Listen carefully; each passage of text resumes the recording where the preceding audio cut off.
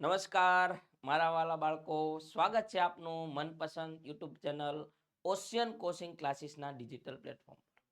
બાળકો, તમને ખ્યાલ છે આપણે એનએમએમએસ અને જ્ઞાન સાધનામાં સેટ વિભાગ છે, જેમાં ગણિત વિજ્ઞાન અને સામાજિક વિજ્ઞાનના પ્રશ્નો આવે છે 90 માર્કના. તો એમાં ગણિત વિભાગને આપણે કમ્પ્લીટલી પૂરો કરી નાખ્યો છે. જો એ વિડીયો તમે ના જોયા હોય તો બધા જ વિડીયો પ્લેલિસ્ટમાં છે, શાંતિથી જોજો, ભરપૂર એમની પ્રેક્ટિસ કરજો અને તમને પરીક્ષામાં ઉપયોગી ખૂબ સાબિત થશે. અને આપણે સેટ વિભાગને આપણે વિજ્ઞાન વિભાગ જે છે એને આપણે કન્ટિન્યુ કર્યો છે. એમાં આજે આપણે ભૌતિક અને રાસાયણિક ફેરફારના પ્રશ્નો 821 થી 840 પાઠ 42 નું આપણે વિગતવાર એક એક પ્રશ્નને સમજતા સમજતા આપણે સોલ્યુશન કરવાનું છે. ફટાફટ વિડીયોને શેર કરી દો બાળકો. બધા જ તમારા સાથી મિત્રો, તમારી સાથે ભણવાવાળા બધા જ વ્યક્તિઓને બધાને લાવો. આ એક કોમ્પિટિશન થઈ જાય. તમે એક વસ્તુ જુઓ, તમે તમારા સાથી મિત્રો સાથે હરીફાઈ કરશો ને, અહીંયા હું તમને જે પ્રશ્ન ભણાવતો હોઉં તો એ પ્રશ્નમાં તમારે કોમેન્ટ બોક્સમાં હું પ્રશ્નનો જવાબ લખું એ પહેલા તમારે પ્રશ્ન જવાબ આપી દેવાનો. અને તમારા દોસ્ત તમારી સાથે હોય ને, તમારે એને કહેવાનું, ભાઈ તારો કેવું, તારે શું કેવું છે, હાલો હું મારું કયું કેવું છે. આવી રીતે કોમ્પિટિશન કરો, હરીફાઈ કરો, તો તમારું લેવલ ઓટોમેટિક અપ આવશે અને તમે પ્રશ્ન દેવામાં તમારો કોન્ફિડન્સ પણ વધશે અને મજા. ટેસ્ટ જેટલી આપો, જેટલી આવી રીતે કોન્ફિડન્સ હરીફાઈ કરો, એટલું તમારે એમાં ઉત્કૃષ્ટતા વધતી જાય. બરોબર? એટલે 2-3 સાથી મિત્રો સાથે બેસો, ફટાફટ જુઓ, એકાબીજાને વિડીયો બોલો, આમાં શું આવશે, આમાં શું આવશે. બરોબર? કઈ ન હોય તો પોતે એકલા પણ તમે આ પ્રશ્ન હું જવાબ લખો એ પહેલા લખો, કારણ કે તમે આ બધા જ પ્રશ્નો ભણી ચૂક્યા છો ધોરણ 7ના. એટલે તમારે એક રિવિઝન થાય, પ્રેક્ટિસ થાય. તમે જે વસ્તુ તમારાથી છૂટી ગઈ છે તો આજે એ વસ્તુ તમને સમજવા પણ મળે. બરોબર? ચાલો આગળનો પ્રશ્ન આપણે ચાલુ કરીએ. 821 નંબરનો પ્રશ્ન છે, લોખંડ પર કાટ લાગવો એ કેવા પ્રકારનો ફેરફાર છે? બહુ સારો પ્રશ્ન છે અને આવા પ્રશ્નો તમને ખૂબ પ્રેક્ટિસમાં પણ ઉપયોગી થશે. પહેલો જ પ્રશ્ન મોસ્ટ આઈએમપી છે. અને મેં તમને બાળકો કીધું છે કે આપણો વિડીયો ચાલુ થાય એટલે બધી વસ્તુ એક બાજુ મૂકી દેવાની, નોટ અને પેન લઈને વ્યવસ્થિત લખી દેવાનું. આપણે 20 પ્રશ્નો ખાલી તમને એમને ભણાવી ફ્રીમાં નથી દેતા. એનું વિગતવાર કેવા કેવા પ્રશ્નો આવશે, પેપર શટરો કેવા કેવા પ્રશ્નો કાઢશે, બધું જ બાળકો તમને સમજાવતો જાઉં છું. તમને આમ ગલગલિયા થશે જ્યારે પેપર દેશો ને, ત્યારે મજા આવી જવાની છે.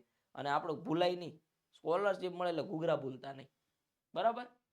લોખંડ પર કાટ લાગવો બહુ સારો પ્રશ્ન છે. આનો પ્રશ્ન તમે કોમેન્ટ બોક્સમાં આપી દો પહેલા, કે લોખંડ ઉપર કાટ લાગવો ને એ એક પ્રકારની પ્રક્રિયા છે. આપણે વસ્તુ ખુલ્લા મેદાન પર પડેલી હોય તો એની ઉપર આપણે કાટ લાગી જાય બહુ, અને આપણે બહુ નુકસાન પણ થાય. એટલે લોખંડ ઉપર કાટ ફેરફાર એ કેવો છે? રાસાયણિક ફેરફાર છે. વાતાવરણમાં રહેલા ઓક્સિજન સાથે રાસાયણિક પ્રક્રિયા કરે અને રાસાયણિક ફેરફાર થાય.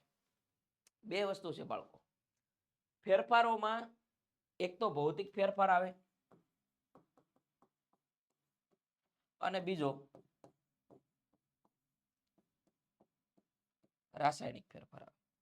ભૌતિક ફેરફાર એ રંગ, કદ, આકારમાં જો ફેરફાર થતો હોય વસ્તુના, તો એ બધાને ભૌતિક ફેરફાર કહેવાય.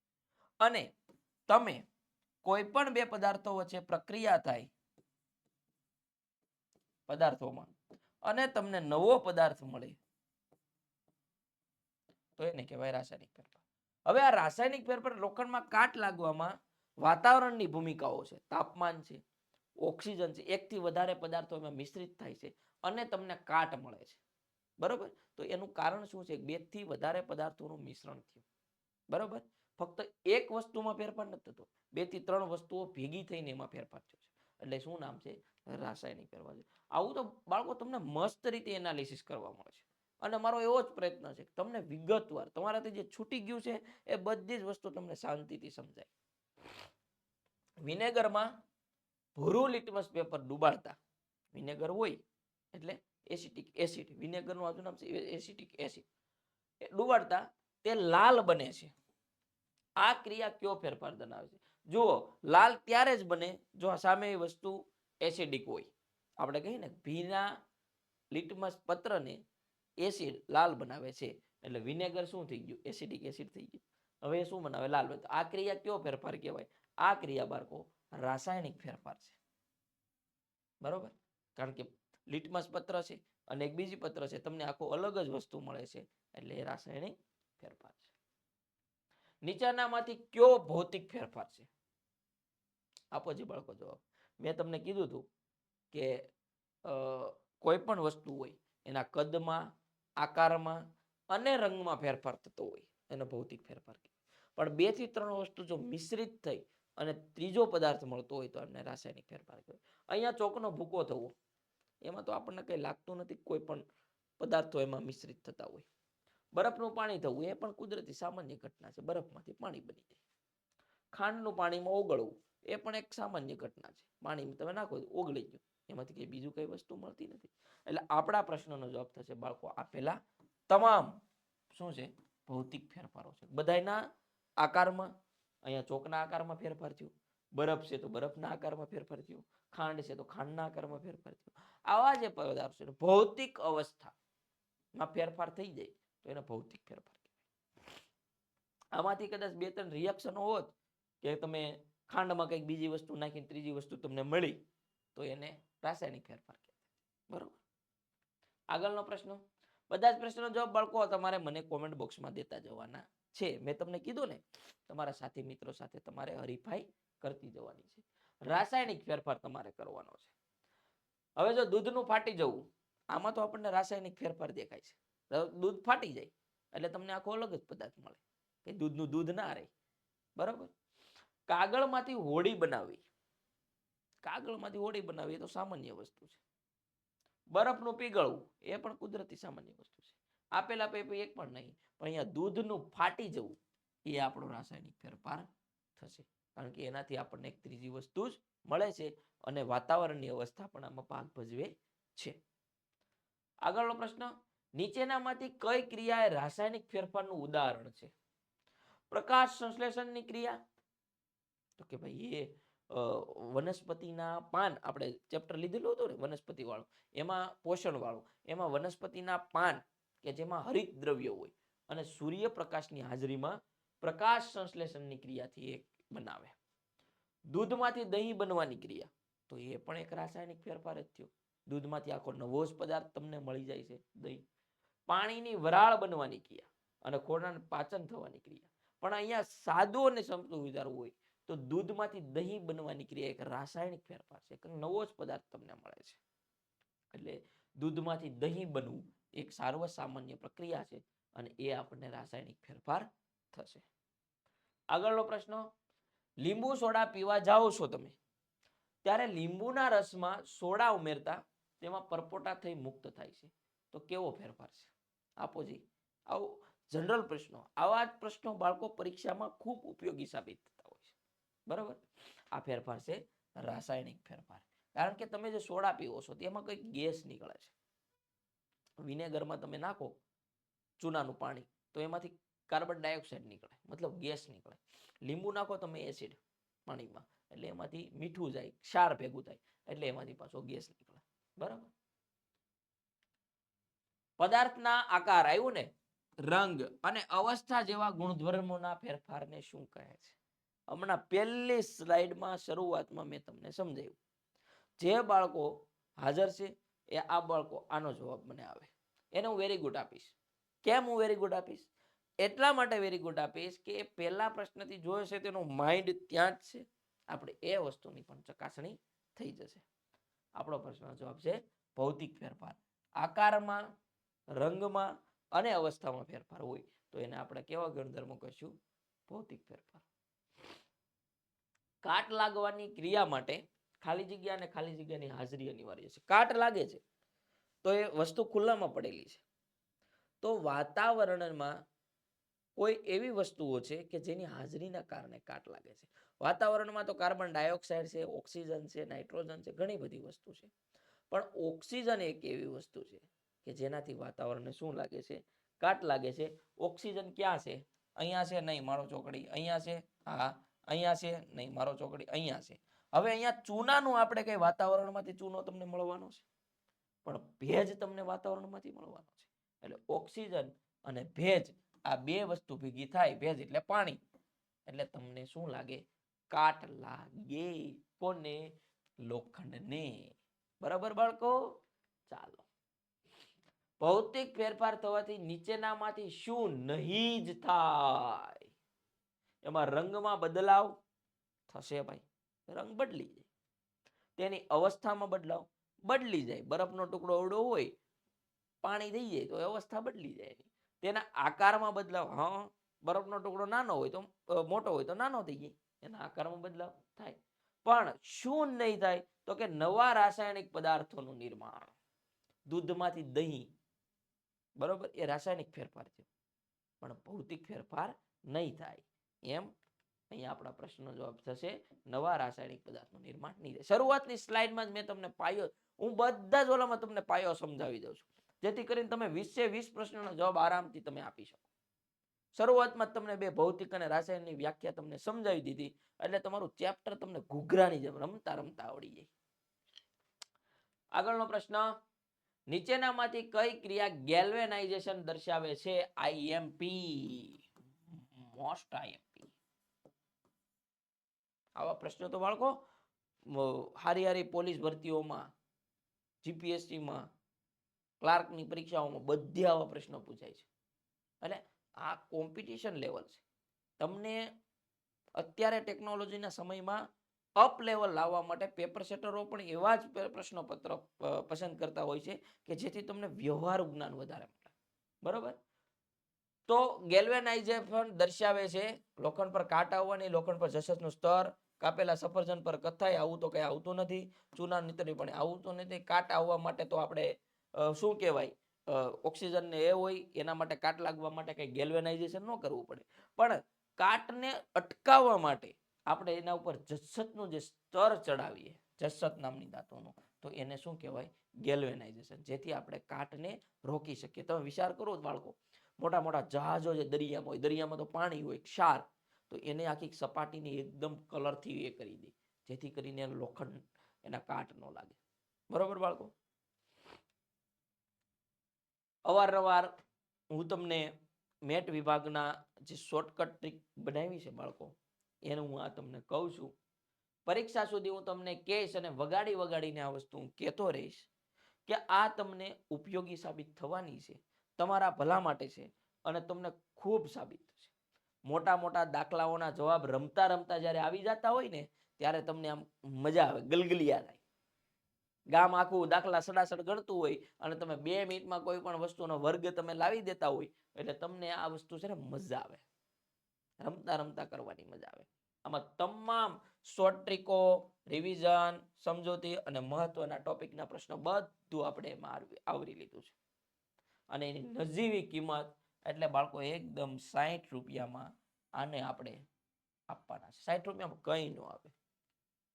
અત્યારે હારી નવનીતુની તમે પાઠ્યપુસ્તકો લેવા જાવ તો મોંઘા છે, પણ આ તો શોર્ટ ટ્રીક, ઝડપ અને પરીક્ષામાં ઉપયોગી. 90 માર્ક્સનું તમારું ભારણ છે, 90 માર્ક્સનો સેટ છે.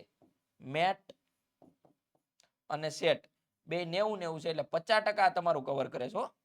તમને સ્કોલરશિપ આપવામાં મોટો જો રોલ ભજવતો હોય ને તો આ મેટ વિભાગ છે. કારણ કે સેટ વિભાગ તો તમે પાઠ્યપુસ્તકમાંથી જ તમારે કરવાનું છે, અને એમાંથી તમને ગણિત, વિજ્ઞાન અને સામાજિક વિજ્ઞાનના પ્રશ્નો એમાંથી નીકળી શકે છે. પણ મેટ વિભાગના પ્રશ્નો આખા કોમ્પિટિટિવ લેવલના હોય. બરોબર? આપણે આપણા પેપરમાં પણ મેટ વિભાગના પ્રશ્નો એટલા મસ્ત લીધા છે કે તમે એની વાત નહીં પૂછો. અને એમાં બી તમને હું વ્યવસ્થિત ફોડીને સમજાવવાનો છું. એટલે મેટ વિભાગને ટૂંકા સમયમાં ગણિત વધારે સમય માંગી લે. તો આમાં 90 પ્રશ્નો છે અને 90 પ્રશ્નો છે ને સમય માંગી લે. એટલે સમયની બચત થાય, પ્રશ્નોનો ઝડપથી આવે, એનાલિસિસ થાય, એલિમિનેશન ટેકનિકથી એક એમસીક્યુને તમે કાઢી શકો. આના આધારે આ નોટ તૈયાર કરવામાં આવી છે. બરોબર? અને 60 રૂપિયામાં બહુ મસ્ત ગુણાકાર, ભાગાકાર, બાદબાકી, ઝડપ તમારી કેમ આવશે ને, ગણિતના તમે આમ કિંગ બની જાઓ. ગણિત છે ને એ રાજા છે વિજ્ઞાન. બરાબર? એટલે આ વસ્તુ તમે નંબર ઉપર કોન્ટેક્ટ કરી અને વહેલી તકે મેળવી લેજો બાળકો. આગળનો પ્રશ્ન, મીણનું પીગળવું કયો ફેરફાર છે? મીણનું પીગળવું એ અને બી ઉલટાવી શકાય તેવો અને ભૌતિક ફેરફાર છે, કારણ કે એના આકારમાં પરિવર્તન થઈ જાય છે. ફરી પાછું એને ઉલટાવી પણ શકાય છે, મીણને ફરી પાછી તમે પીગળાવી પણ શકો છો. બેકિંગ સોડા અને વિનેગર સાથે મિશ્ર કરતા કયો વાયુ ઉત્પન્ન થાય? આપો કોમેન્ટ બોક્સમાં જવાબ. હમણાં જ હું બોલ્યો હતો એક પ્રશ્નમાં કે બેકિંગ સોડા એમાં તમે ચૂનાનું પાણી તમે નાખો તો એની ઉપર તમને લેયર જોવા મળે કસનળીમાં, તો એનામાં શું મુક્ત થાય બાળકો? Carbon dioxide. બરાબર, બહુ મસ્ત પ્રશ્ન, આઈએમપી, બહુ મસ્ત પ્રશ્ન બાળકો. આગળનો પ્રશ્ન, નીચેના પૈકી કયો રાસાયણિક ફેરફાર છે? હવે તો તમે રાસાયણિક અને ભૌતિક ફેરફારના ટાયા બની ગયા છો. કયો આવશે બાળકો? કોલસાનો ભૂકો થવો? નહીં. સળગવો? નહીં. ફાટી જવામાં આપણને રસ છે. ચૂનાના પથ્થરનું વિઘટન, વિઘટન એટલે ભંગાવું, ભંગાવું, ટુકડા થવા, તો એ પણ નહીં આવે. ચૂનાનું ફાટી જવું, એ દૂધનું ફાટી જવું, એ આપણો બાળકો શું છે? જવાબ છે રાસાયણિક ફેરફાર છે. અનુજ રસોઈ બનાવતા વિનેગરનો ઉપયોગ કરે છે, તો કયા એસિડનો ઉપયોગ કરે છે? મેં શરૂઆતમાં જ કીધું હતું કે વિનેગરનું નામ શું છે.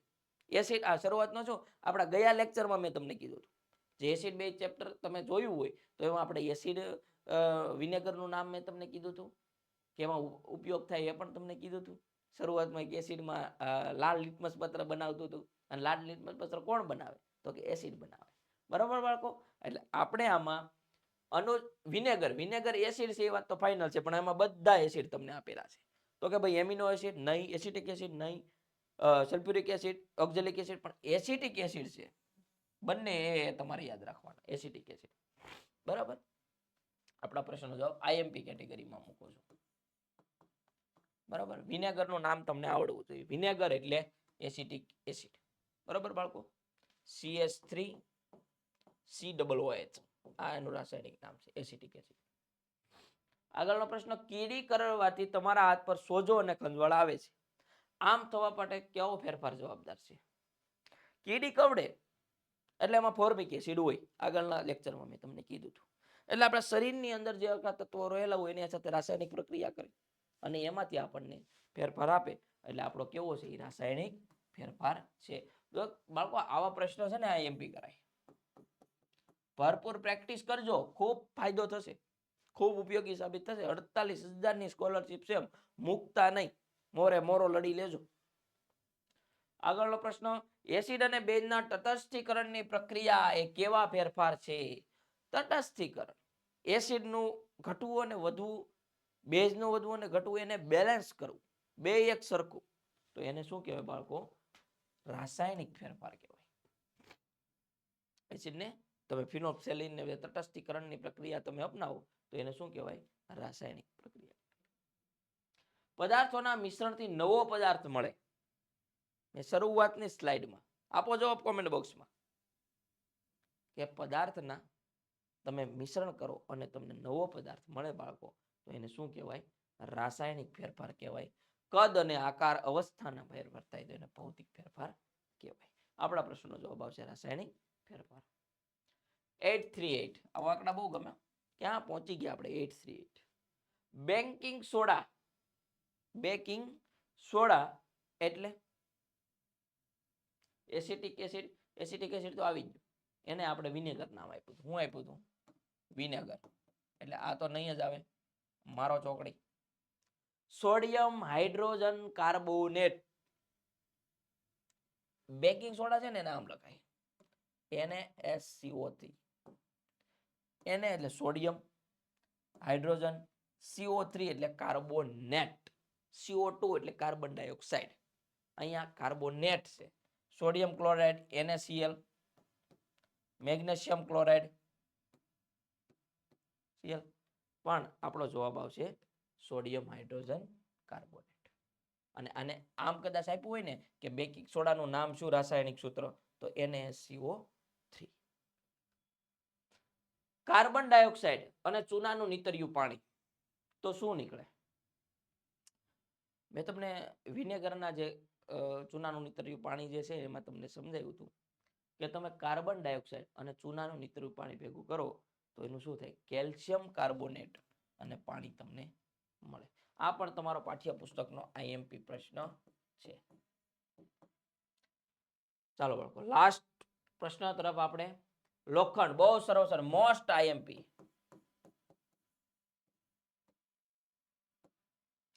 કે લોખંડ અને ઓક્સિજન અને ભેજ આ ત્રણેય વસ્તુ ભેગી થાય તો શું થાય? પ્રશ્નનો જવાબ કોમેન્ટ બોક્સમાં આપો. હું આ પ્રશ્નનો જવાબ છે એનો સાચો પડશે ને એને ટ્રિપલ વેરી ગુડ અપાય. V3 વીનો ઘન.